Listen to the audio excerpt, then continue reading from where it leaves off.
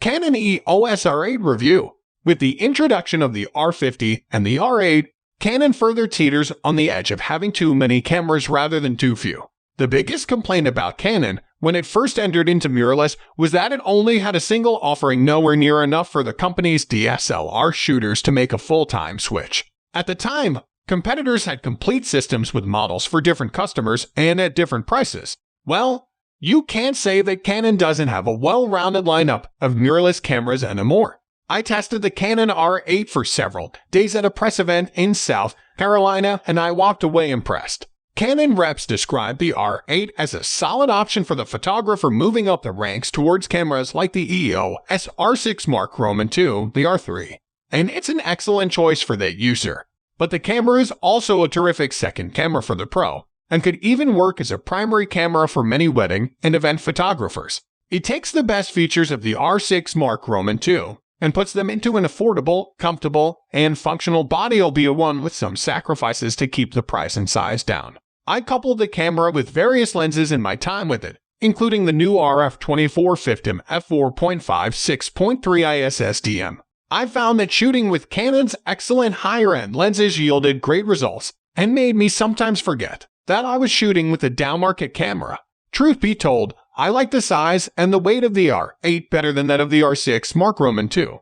A camera that has the power I like but in a body that feels heavy to me after years of shooting Sony. At its core, the R8 is a Canon R6 II.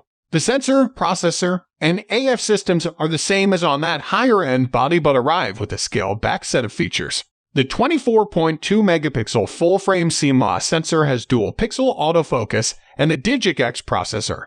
The autofocus system has Canon's new AI servo subject recognition technology, allowing it to lock onto eyes and more types of animals more accurately, and has an auto setting that allows the camera to determine the subject and set conditions to match the recognized subject. In practice with both the R6 II and the R8, the autofocus functions with greater accuracy when set to the correct subject. But having an auto-detection mode is the way that all artificial intelligence-based focus will likely head. The inclusion of the new AF tracking from the R6 II makes the R8 a very compelling camera. It's capable of finding and locking onto various subjects, including people, birds, and animals, and it can track them anywhere in the frame. These AF features put the R8 ahead of cameras like the Sony A7 IV and A7C and Nikon Z5. The pure autofocus chops also puts the R8 ahead of Nikon's Z II and Z II.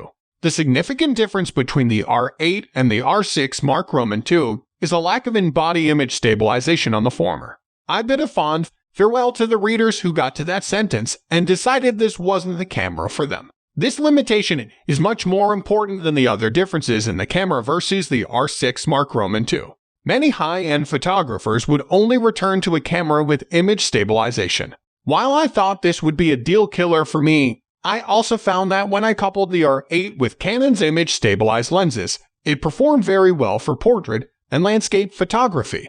Looking at my images, I can't tell the difference between those shot with an image stabilized lens and a picture I'd have taken with an image stabilized camera and a non-IS lens. For many people, a less expensive camera and more expensive glass is a good trade-off, as it's easy to upgrade a camera while the glass lasts forever. The lack of image stabilization also means video shooters must carefully plan their shoots around either image stabilized lenses or situations in which the camera can be locked down on a tripod or gimbal. I have been testing the DJI RS3 Mini, and the R8 would be a perfect camera for the 795-gram maximum load of the compact gimbal. The R6 II is heavy enough that some lenses can't be used and meet the weight requirements.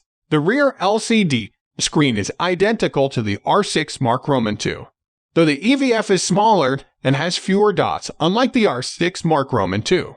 The R8 does not have a standard mechanical shutter but has an electronic front curtain and silent modes. The lack of a mechanical front curtain shutter means that the R8 has a max shutter speed of 1/4000 second in electronic front curtain and 1/8000 second in electronic. In contrast, the R6 II has a top speed of 1/8000 in mechanical, electronic front curtain, and electronic,